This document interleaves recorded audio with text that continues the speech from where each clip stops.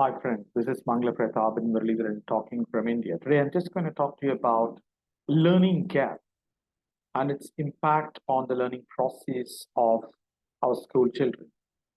Most such school children find it extremely difficult to resume their learning processes after COVID. Some of them have forgotten to write as they have been writing. For example, they forgot the sentence structure, or they don't know the spellings of the common words that they have learned over a period of time. For one reason, learning has been continuously disrupted. So how do we prevent learning disruption? It's quite easy if ever we get to see why learners are not practicing their tasks at home and look at the kind of challenges they face, and we need to focus on their micro learning. And we have to be very specific in terms of analyzing the learning inputs and customize the learning inputs on a day-to-day basis. And once we understand that learner motivation is quite low, what we have to do is to make sure that their motivation is fine-tuned and they are given micro tasks, and they have to be all the time in company with the learners who do better than themselves. So that's one way of learning. I would say it's a complementary learning pattern, especially in paired activities or group activities. Then learning really picks up faster.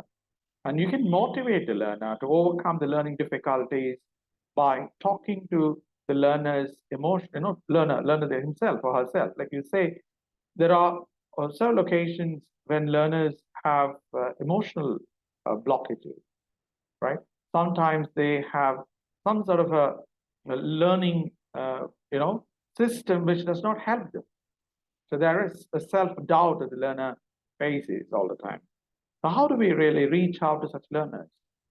It's easy if ever we understand why the learner does not like that particular learning material or the learning task, and we may think about a comprehensive compendium of learning solutions for them. So the learners could possibly identify those learning solutions and use those learning solutions to overcome the learning challenges that they face.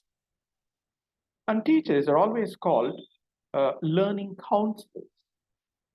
What is their role? The role of a teacher is not just to provide learning inputs or design tasks. The teacher is also a motivator and a learning strategist, or rather a learning specialist. A teacher has to identify which strategy of learning can really work for a particular group of learners. And you have to be very, very meticulous about the kind of learning strategies which work out well for other learners, and identify the same strategies and help these learners to make use of these strategies. Maybe a few learners might really find it useful, but it may not be the case with all the learners. For example, someone who studied in regional medium schools or Tamil medium schools, whose L1 is different, learning English as L2 is going to be extremely difficult for them to do because there is no motivation. There's always a fear. And sometimes they have self-doubt and they don't understand the syntax patterns of the L2, which is totally different from L1. So the L2 and L1 differences could be taken up by the teachers. And grammar translation is going to be useful at the beginner's level, but remember, learning happens extremely well only when you're immersed. So I would say create opportunities for the learners to learn on their own. They could have, for example, a text with them. An audio text could be played with a written text given to them. So they understand dialect variations or varieties of dialect. So they cannot really understand native varieties of dialect so easily unless they are given guidance, training by an expert in the second language education. So I would say, get to know about the strategies to create a win-win situation between yourself and your learners. And that can happen only when you help the learners to identify their challenges and start with the easy tasks and try to progress further by helping them out. So this is one of the finest ways to pick up the second language in today's scenario. But learning gap as such is addressed by many experts who say it has happened because of obsession with the other media or the habits that they have really developed over a period of time by not really concentrating on their tasks at hand. And learning is not enjoyable for the learners. Please, friends, if you are going to have activity-based learning, if you're going to promote learning informally, or if ever you think about self-access learning, then learning is going to be highly useful.